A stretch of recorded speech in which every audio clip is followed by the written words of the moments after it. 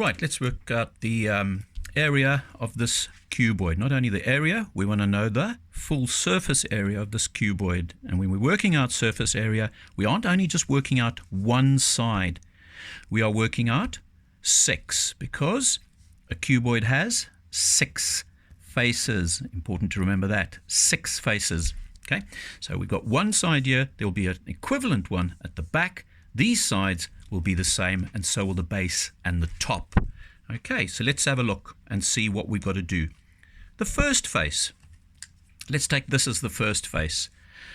8 centimeters by 6 centimeters. We know we've got to multiply 8 by 6, and that gives me 48. So we've now worked out the front, and then also the back will come in later. Let's leave that for the time being. The second face, where we take 6, look, there's 6, so that must surely be 6, and that is 3. So 6 times 3 is 18. So that's 18 square centimeters, or centimeters squared. And on the other side, there will also be the same measurement, or the same surface area. And the last, the base, which is the bottom, okay, 8 times 3, which is 24, that will also be 24. Okay, now there's 2 ways of working this out. I can either add these up, and that gives me 90 centimeters squared, and then I must remember to times it by 2. Why? Because we've only worked out one face of each of these. We've only worked out the front, the side, and the base. Okay, so we could just say, we know the answer is now 180 centimeters squared, not cubed, squared.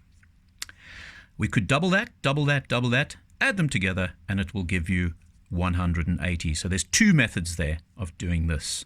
Okay, now let's look at a cube. Let's see what happens when we work out the surface area of a cube. Okay, the sides of a cube, okay, this face is a square, so we know it is 5 centimeters by 5 centimeters. And what is the area of a cube? What do we do? Formula for the area of a cube, formula for working out one of these sides is area equals side times side. Okay, we say side times side because the measurements are the same. Or we say area is length equal to length times width. Okay, either one, doesn't matter. And then your answer you get, you must multiply by 6, because remember there are 6 faces to a cube. Important to remember that. So let's go. 5 times 5 is equal to 25 centimeters squared. So we've now worked out one of the faces, but of course we need to multiply it by 6. Okay, and 25 times 6 is equal to 150 centimeters squared. So the whole surface area of all 6 sides is going to be 150 centimeters squared. Right, now we look at a little bit more complex, this one, calculating the surface area of a cube if they've given you the volume. Okay, now they want to know the whole surface area of this cube, which in this drawing doesn't really look like a cube, but it is a cube. Just let's imagine it is a cube. Now we're working out the volume. The volume is 1,000 centimeters cubed. So what do we know about volume? Volume is equal to the length times the width times the height. Now we want to know those missing numbers there.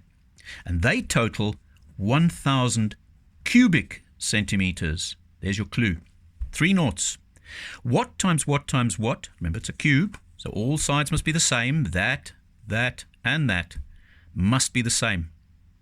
Yes, 10 times 10 times 10 will give me that answer. So let's fill it in. 10 centimeters by 10 centimeters. Now we only want to know one of the faces.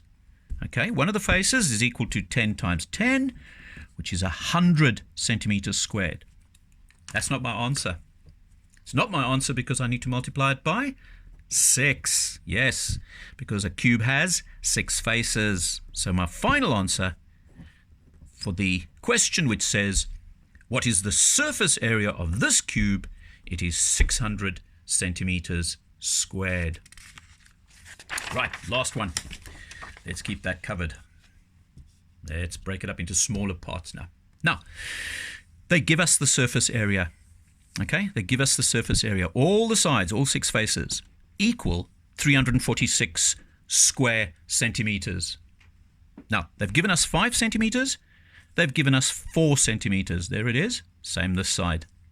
So we know we can work out this face and then also the face that is opposite there, because that'll be the same. So let's see. 4 times 5, there we go. 4 times 5, or 5 times 4, is 20. Now we're bringing in the other side as well, so we just might as well just double it up. The answer we got, double it up, and you've got your 40. Okay? Next one, we've got a y there. Bit of algebra coming in now.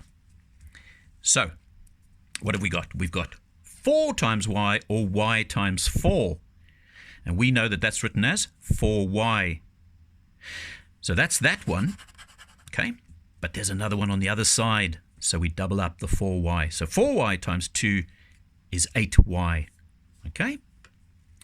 Now the next one, 5 times y. 5 times y to work out the base now. Okay? The base.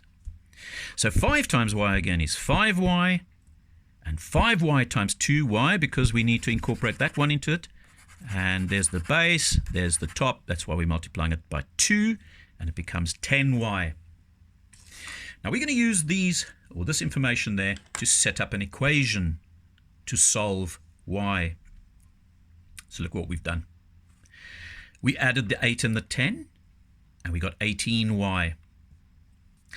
We add the 40 to it, and that must total 346. Now we can solve y, because you've all seen this when we did equations. Okay? So to get rid of the 40 on that side, I subtract 40, and I also subtract 40 on that side. So you subtract 40 from both sides, and you're left with 18y equals 306. Now remember, this total must now be divided by what is this side. So we're dividing 18 by 18 and 306 by 18. And you've solved y, because y is now equal to 17. If they ask you to check, well, you're just going to substitute in 17 for everywhere where you've got y. Okay? And that is all they ask, though.